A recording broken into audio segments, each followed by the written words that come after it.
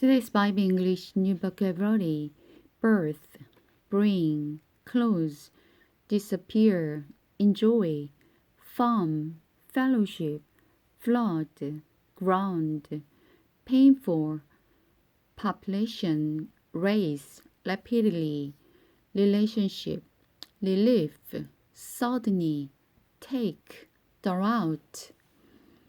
Genesis chapter 5, verse 7. After the birth of Enosh, Seth lived another 807 years, and he had other sons and daughters. He died at the age of 112. When Enos was 90 years old, his son Canaan was born. After the birth of Canaan, Enosh lived another 815 years, and he had another son and daughters. He died at the age of 905. When Canaan was 70 years old, his son Mehelech was born. After the birth of Mehelech, Canaan lived another 840 years, and he had another son and daughters. He died at the age of 910. Then Mehelech was 65 years old. His son Charles was born. After the birth of the Jared, Mehelech lived 830 years, and he had another son and daughters. He died at the age of 895. When Jared was 162 years old, his son Enoch was born. After the birth of Enoch, Jared lived another 800 years, and he had another son and daughters. He died at the age of 962. When Enoch was 65 years old, his son and Mehurak was born.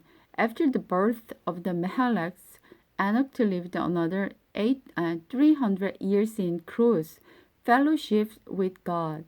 He had another son and daughters.